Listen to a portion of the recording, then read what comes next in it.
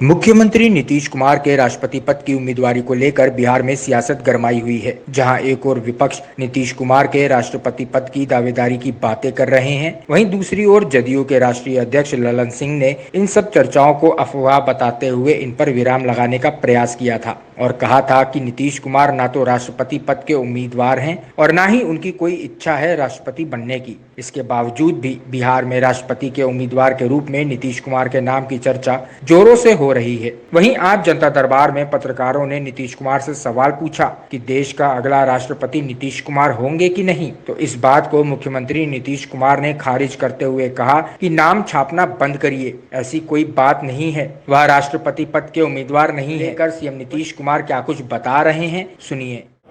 राष्ट्रपति चुनाव का तारीख का ऐलान हो चुका है, तो ये सरकार की ओर से हमेशा प्रयास किया जाता है कि सर्वसम्मति हो जाए, इसमें चुनाव न हो। लेकिन कभी कभी सफलता मिलती है, कभी कभी चुनाव होता है, ज़्यादातर चुनाव होता ही है। तो इस बार चूँकि पिछले 2 राष्ट्रपति के चुनाव में आप जैसे आपने अपने तरफ से कोशिश किया कि वो पार्टी लाइन न हो, आप जिस गठबंधन में रहे उससे अलग होकर आपने निर्णय लिया। और तो आप तो सब जानते ही हैं कि हमारी पार्टी ने पिछले 2 बार में तो जहाँ भी था, हम जहाँ थे उससे अलग को दिया, जो हमको पसंद आया, जो वोट आया। तो अभी तो कोई नौबत नहीं आई है, अभी तो ऐसा कुछ आया नहीं है। अभी तो कहीं से कोई कौन उम्मीदवार होंगे, एक ही होंगे कि अनेक होंगे, कोई बात तो हुई नहीं है। और हमको नहीं लगता कोई वार्तालाप है, कोई बातचीत भी है। अभी तक तो किसी भी प्रकार का दृश्य नहीं। अरे तो जिसका जो अपना काम है करे ना, तो उसमें क्या दिक्कत है। ये सब तो न्यूज़पेपर में रखा ही रहता है, तो देखते ही रहते हैं। लेकिन कोई जो भी बात लोग कर रहे हैं, तो बात तो सामने ना आएगी कि कौन कहाँ से है। और अभी जो हम लोग एनडीए में है, तो इसकी तरफ से कौन आएगा, एक आएगा कि फिर इसमें कोई होगा, तो ये सब बात तो आगे की ना बात है। अभी तक तो कोई बात नहीं आई, इसलिए अभी इस पर प्रतिक्रिया क्या व्यक्त करना। कैंडिडेट के बेसिस पर कोई निर्णय लेने का संभावना क्या था अभी संभावना कि अभी कोई बातचीत, अपना अंदरूनी बातचीत है ना, ये तो होगा तभी ना सामने आएगा। अभी तो किसी चीज़ के बारे में कोई बात आई नहीं है कि कौन कैंडिडेट होंगे, किस तरफ से कौन कैंडिडेट होंगे, कोई बात तो अभी आई नहीं। सर, बिहार का विपक्ष आपको कैंडिडेट के रूप में मानता है? वो देखिए, क्षमा करिए, उसको मत छापिए बिना मतलब की बात।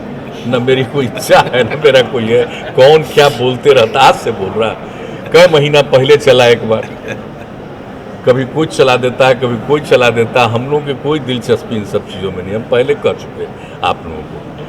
आप कोई हमको बीच में मत ला करके मत पूछा उछा करिए, छोड़िए, उसका कोई मतलब नहीं। सर, 1-2 दिन पहले भी कुछ ऐसे स्टेटमेंट्स आए आप ही के मंत्रिमंडल के। नहीं तो गलत कर दिया ना, बेमतलब का, वो भी पूरा नहीं दिया, फिर बाद में सफाई भी दिया। ये सब छोड़, कोई मतलब नहीं, सब पूछने से क्या मतलब। उन लोग को भी यही लोग फंसा लेते हैं। नहीं छोड़, कृपा कर दीजिए, वो सबसे कोई मतलब नहीं है। और अभी कुछ दिन के बाद अलग अलग पता चलेगा ना कि कौन कहाँ से कैसे, तो राय विचार तो होगा ना। तभी तो वो दौर भी नहीं आया, तो हो जाएगा, उसमें ना पता चलेगा, इसलिए होगा। एक प्रश्न है राष्ट्रीय शिक्षा नीति के ऊपर।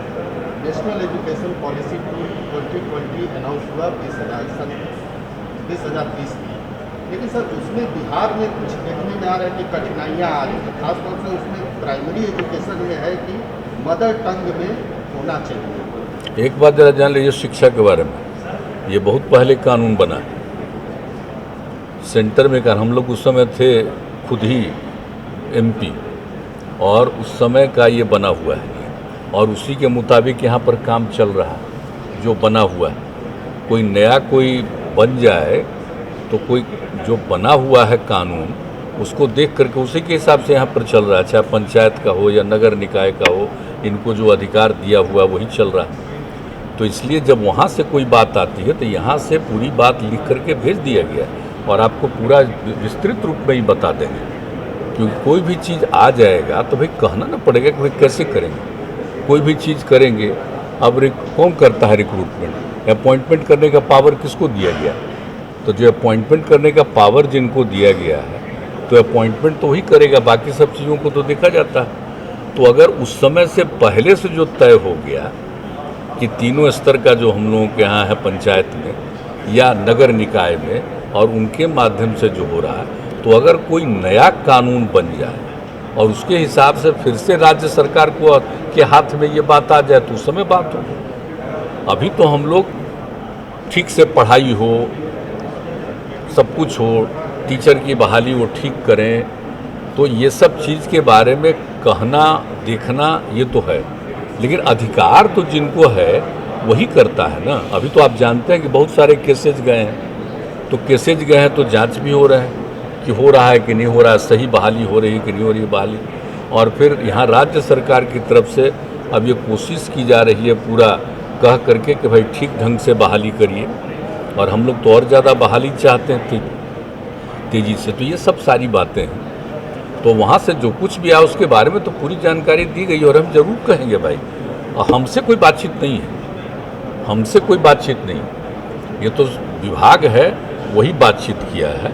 और एक बार विभाग के साथ जो बैठक हो रही है तो उसी समय मालूम हुआ था, तो ये हुआ था कि भाई जो पूरी बात है जितना पहले से बना हुआ है इसके बारे में आप लोग भी लिख करके दीजिए, और फिर इसका गाइडलाइन बिल्कुल जारी होना चाहिए। कोई अगर नया कानून में संशोधन करना हो तो संशोधन हो जाना चाहिए। तो अभी जो किया हुआ है पहले से प्रावधान, तो राज्य सरकार तो उसी प्रकार से चल रहा है, लेकिन अगर कोई गाइडेंस खाली दे देने से तो नहीं ना होगा, कानून को भी तो बदलना पड़ेगा। तो राज्य सरकार की तरफ से भेज दिया गया, और आप लोगों को कुछ भी मालूम होगा ये आपको डिटेल बता देंगे मंत्री जी। हम तो आज नहीं, बहुत पहले की बात है, जब बहुत पहले हुआ उसी समय बैठक हुई, तो उसी समय हम लोगों ने कहा कि नहीं ठीक है तो पहले भेज दीजिए और तब जानकारी ले लीजिए कि क्या करना है, कैसे करना है, तो ये तो यही बता देंगे। उसमें सर बेसिकली मैथिली, भोजपुरी, अंगिका, इन भाषाओं में प्राइमरी एजुकेशन में वो तो है ही, हम लोग यहाँ पर तो किए ही हुए हैं ना जी, मान्यता है ना कई को, तो जिनको जिनको मान्यता मिली हुई है सेंटर से मान्यता, तो आपको याद है ना जी, हम लोग जब केंद्र में ही थे, MP थे, उसी समय ना कई लोगों को मान्यता हुई। हम तो एक दूसरे कार्यक्रम में यहाँ पर अनुरोध किए, श्रद्धेय अटल बिहारी वाजपेयी जी आए हुए थे हमारे ही एक कार्यक्रम में, रेलवे से संबंधित कार्यक्रम था, और वहीं पर लोगों ने मांग किया था, तो हम लोगों ने कहा, उन्होंने स्वीकार किया और उसके बाद उसको जारी किया।